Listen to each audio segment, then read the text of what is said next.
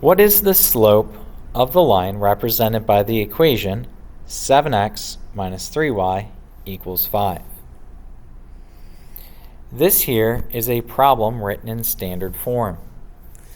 Referencing our formula sheet here, standard form is ax plus by equals c. We do not have what slope is there, which is why we want to reference slope-intercept form and convert our standard form into slope-intercept form. If I were to convert this problem in slope-intercept form, notice that we have to isolate or get the y all by itself. The very first thing we want to move is the part not attached to that y. So the very first thing we want to move is the 7x, which is specifically a positive 7x. And to move a 7x, we do the inverse and subtract 7x to both sides of the equation.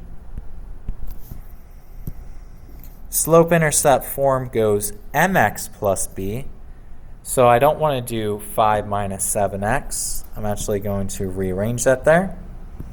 But before I get there, I'm going to drop down the negative 3y equals the negative 7x now that we just moved over. And what was that 5 before?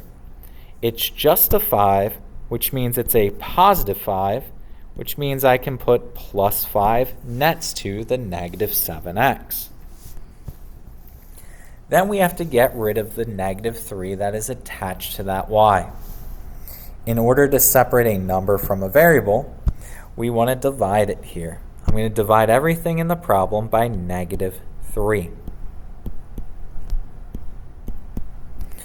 When I divide everything in my problem by negative 3, the negative 3's cancel on the left, and I'm left with just y. On the right, negative 7 over negative 3 can be simplified. Dividing two negatives is the same thing as a positive. So this is just 7 over 3 with the x. And then the other part, 5 over negative 3. Well, one's positive, one's negative, so that plus is now a minus. And 5/3 cannot be reduced, so that is now 5 over 3. Going back to what the problem is asking me, it is not asking me what is slope-intercept form. It is not even asking me what the y-intercept is. I am only concerned with what the slope is. Once again, slope-intercept form is y equals mx plus b. The m is the slope, so I only care about the m in the problem here, which I found m to be 7 over 3, or 7/3, giving me my correct option here, option D, 7 over 3. Specifically, what this means in context to the problem is the slope, or rate of change, is 7/3.